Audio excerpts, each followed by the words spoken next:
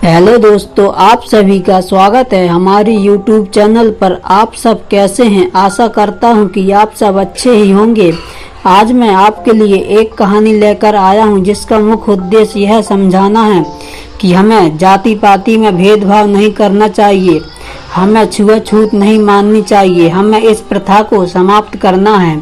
हम सब भगवान के ही बनाए हुए हैं, फिर हम इस जाति पाति में इतना विश्वास क्यों रखते हैं?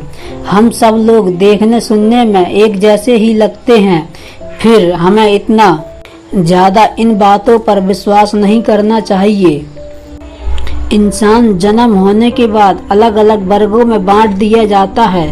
यह वर्ग उसके काम के अनुसार होते हैं। अगर कोई सोने का काम करता है तो उसे सुनार कह देते हैं, अगर कोई लोहे का काम करता है तो उसे लोहार कह देते हैं, अगर कोई व्यापार करता है तो उसे बनिया कह देते हैं, अगर कोई चप्पल जूते का काम करता है तो उसे शूद्र कह देते हैं। दोस्तों, मेरा इस कहानी सुनाने का मतलब यही है कि हमें जाति पाति में ज्यादा विश्वास नहीं रखना चाहिए। हम सब एक ही हैं। यही बात महात्मा बुद्ध ने भी कही है कि कोई भी इंसान अछूत नहीं होता है।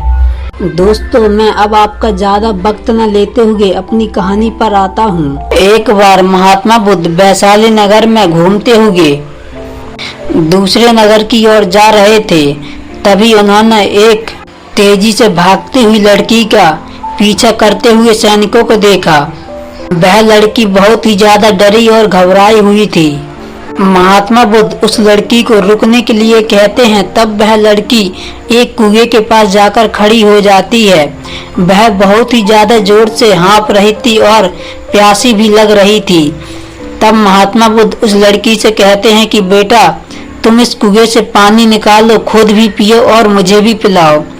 वह लड़की कुछ भी नहीं कहती है, चुपचाप खड़ी रहती है। तब महात्मा बुद्ध दोबारा उस लड़की से कहते हैं कि बालके, इस कुएं से पानी निकालो, खुद भी पियो और मुझे भी पिलाओ, बहुत जोर से प्यास लगी है। इतनी ही देर में वहां पर राजा के सैनिक भी पहुंच जाते हैं। तब महात्मा बुद्ध सैनिकों को रोकते हुए कहते हैं कि थोड़ी देर रुको। महात्मा बुद्ध की बात सुनकर सैनिक रुक जाते हैं। तब महात्मा बुद्ध उस लड़की से कहते हैं कि बेटा, कुएं से पानी निकालो, तुम मुझे पिलाओ, बहुत जोर से प्यास लगी है। तब वह लड़की कहती है कि महाराज, मैं एक अछूत कन्या हूँ, मेरे द्वारा कुएं से जल निकालने पर कुएं का जल दूषित हो जाएगा, जिसकी वजह से गांव के लोग मुझे बहुत बड़ा दंड देंगे। महात्मा बुद्ध फिर उस लड़की से कहते हैं कि बेटा, बहुत जोर से प्यास लगी है, पहले तुम पानी पिलाओ। थोड़ी देर पश्चात वहां पर वैशाली नगर के राजा भी आ जाते हैं और महात्मा बुद्ध को देखकर उन्हें प्रणाम करते हैं। वे महात्मा बुद्ध के लिए केवड़े और गुलाब का पानी मंगवाते हैं, लेकिन महात्मा बुद्ध उसे पीने से मना कर देते हैं। महात्मा बुद्ध एक बार फिर उस लड़की से कहते हैं कि तुम कुएं से पानी निकालो, खुद भी पियो और मुझे भी पिलाओ, बड़ी जोर से प्यास लगी है। तब वह लड़की कुएं से पानी निकालती है और खुद भी पीती है और महात्मा बुद्ध को भी पिलाती है। पानी पीने के बाद महात्मा बुद्ध उस लड़की से उसके भय का कारण पूछते हैं। तब वह लड़की कहती है कि महाराज, मुझे राजा के यहाँ गाने का मौका मिला था। जब मैंने राज दरबार में अपना गाना गाया, तब उसे सुनकर राजा भी बहुत प्रसन्न हुए। उन्होंने मुझे अपने गले की माला भी दी, लेकिन जब उन्हें पता चला कि मैं एक अछूत कन्या हूँ, तब उन्होंने इस बात का विरोध किया और अपने सैनिकों को मुझे पकड़ने के लिए भेज दिया। मुझे कैद खाने में डालने का आदेश दिया।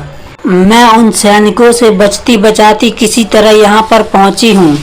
प्रभु, मुझे इन सैनिकों से बचा लीजिए, मैंने कोई भी गुनाह नहीं किया है। तब महात्मा बुद्ध कहते हैं कि बालके, तुम्हें कुछ भी नहीं होगा, मेरे रहते हुए तुम्हें कोई भी कैद खाने में नहीं डाल सकता है। इस बात पर महात्मा बुद्ध राजा से कहते हैं कि सुनो राजन, यह लड़की अछूत नहीं है, अछूत आप हैं, क्योंकि आपने इसके मधुर कंठ से निकले मधुर गाने का आनंद उठाया और उसे पुरस्कार भी दिया। तब यह बालिका कैसे अछूत हो सकती है। जिस इंसान की आवाज को सुनकर आपने उसे राज दरबार में पुरस्कार से सम्मानित किया, तो वह इंसान अछूत कैसे हो सकता है।